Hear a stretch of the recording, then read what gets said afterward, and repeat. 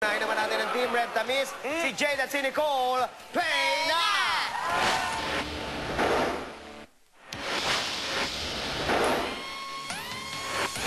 Laglaga na!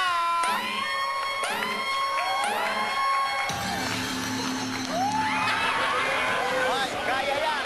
Kaya, play area, play area! Pwesto kayo sa play area!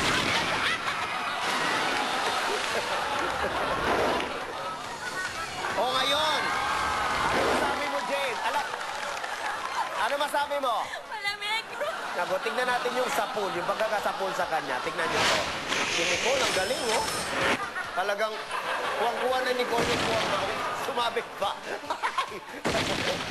Magaling yung Nicole. Magaling siyang pumili ng buta.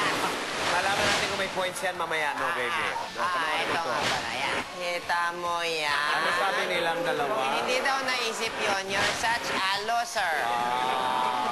Ito na to. Jade sa Team Red Tamis? Walang bunga. Oo nga, hindi nagbunga. Baka kala nila hindi sila kasal. Kasali, kasali. Kasali. 20 points mamaya sa round 3 sa pagbabalik ng Hole in the Wall! 0 points. Tingnan naman natin kung may masasabi ang Team Red Tamis. Nadine, Jade at Nicole, play na! Kung ready na kayo, laglaga na! Ayan, oh, sabi sa inyo eh. Diretso lang. Oh, ayan oh. Wala ka naman gagawin, diretso lang eh. Oh, nako. Oh, Jake, parang nakita ko nagtakot ikaw. Kasi parang pabaliktad yun. Ay, ba't di mo ginawa? Ang hirap.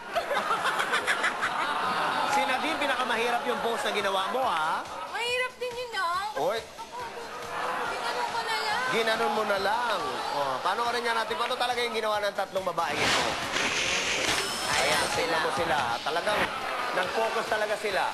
Napakahuhusay talaga. Walang nalaglag, ha? Oh, yeah. Pero ito ang tamang formation. Ganito dapat talaga yung ginawa nyo. So easy, Cecil. So easy, Cecil. Tignan natin ang total points. Tamis! Makaka-54 kaya. Oh. Hello? Hello? Tok, tok, tok. 13. Pero ano yun, sa possible na 15 nakakuha ng 13, Oo nga. malaki na yun.